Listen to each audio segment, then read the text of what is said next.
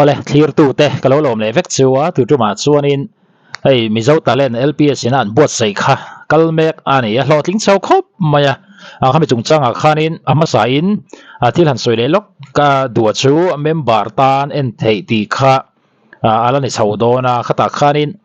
kan han vui dur thina khan te kha I vui lawila mo member za so pakwa cheng za so pakwa chia member ni man khaw mani chu wang chuanin ku va le mai zial te kan du na chuan cheng za te chu kan mang lop lop ani kan uilo na ti lo bang uti kha kan soi ma sa ni chuan tu tuma hian pheng long tum thiam em pahnih te Rinawma le Jacoba te a thenin haya thiam zawk anti sup renga ni chu be chung changa chuanin an thil tum te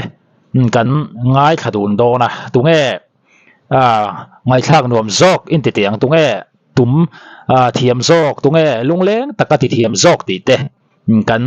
en hau do na kan ngai tha hau do ra ni ama sa in Rinawma kan ngai thang ani poi hi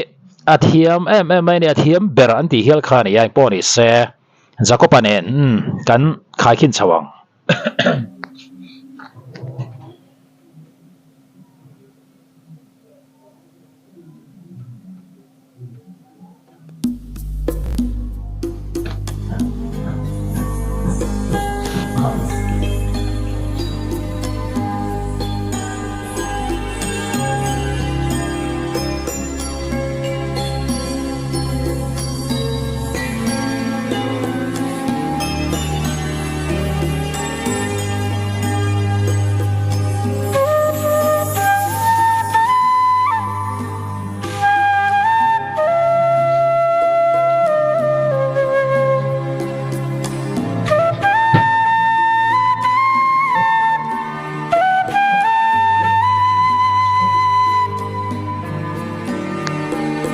a phone nal lutok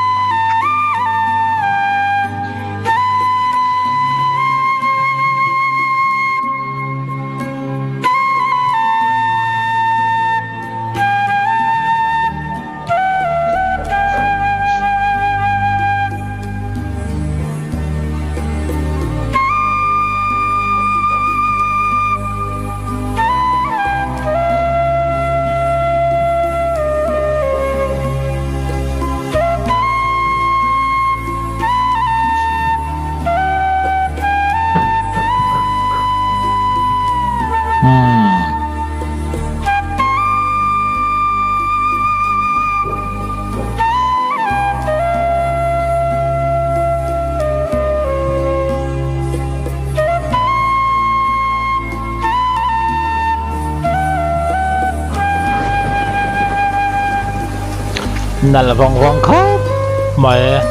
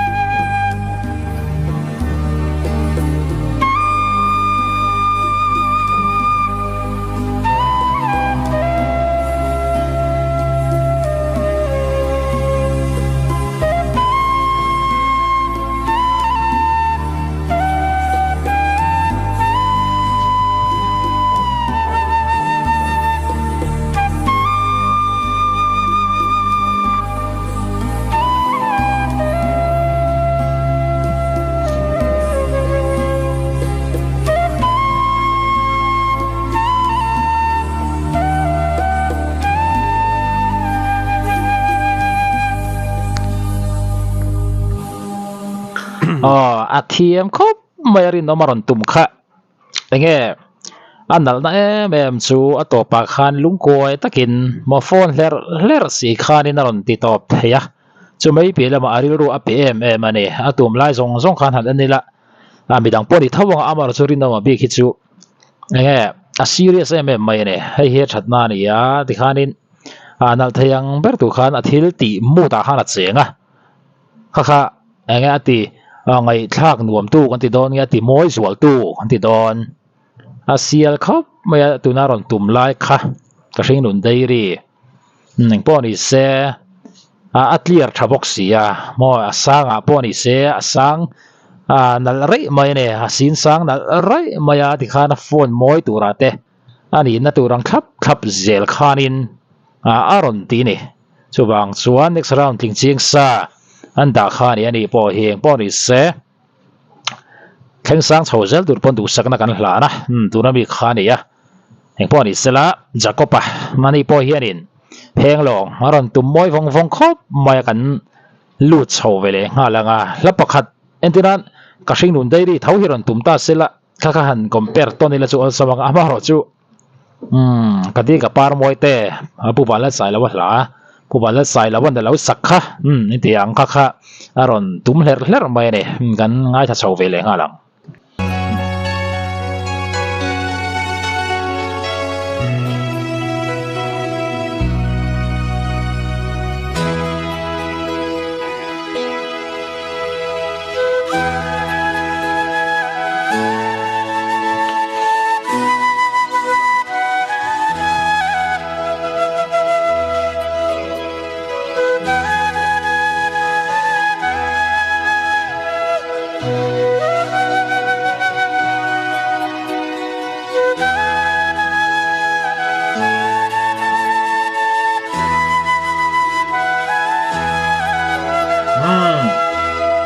nalluto ko nalluto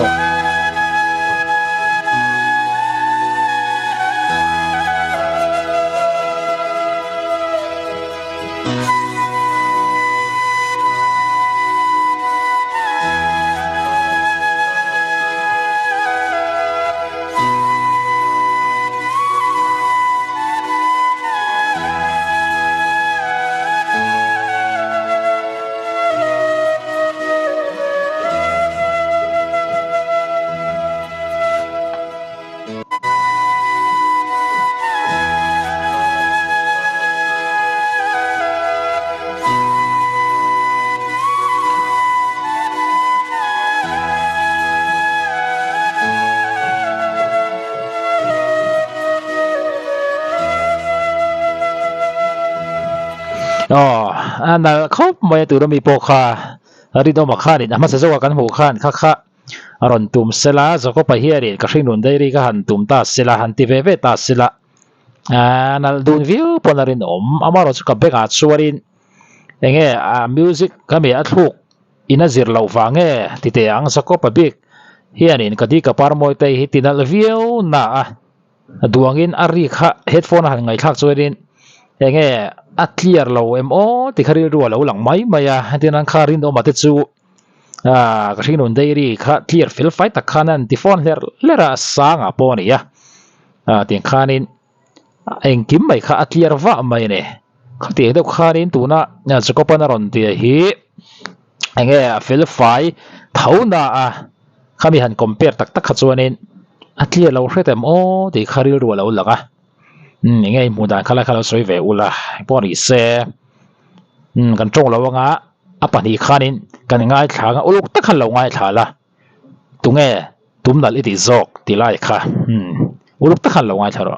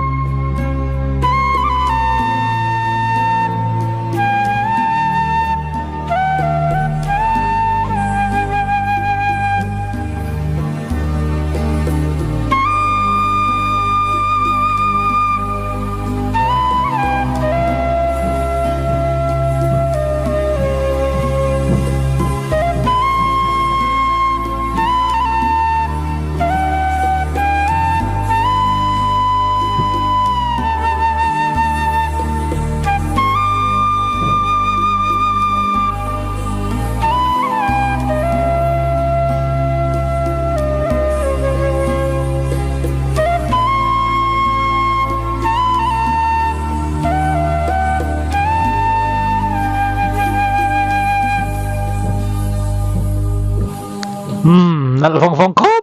mai so se na tur ka nei lo ani po ni se Jacoba kan ngai thaliang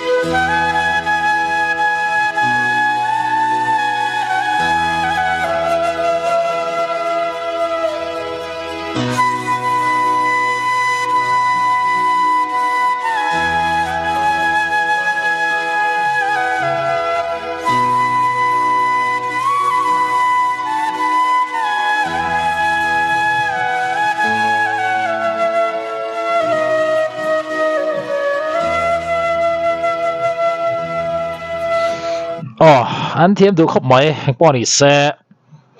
nghe in bên à mò tu không nghe anh là in tí ZAWK nghe nè anh thiêm đã đến ăn về về nè giờ có bác хаrin cả sinh nôn đây thì khát tụm ta xe Rinawma tháo khăn tụm nal cả ring in lâu TIM mò Rinawma хаrin cái gì cả par mồi đây thì khá tụm ta xe là giờ có bác ai là tin nal big cả ring lâu nè in lâu TIM thì lại khá in một đàn tích tắc final result là khá comment là mà kharin in lâu thái lặng về lại đó nên next round là muốn ra công to không mấy nè tu na hanin tu nghe tụm nal in tí ZAWK mò in đi lua lần đã là khá phăng takin in lâu sẽ lặng đó nè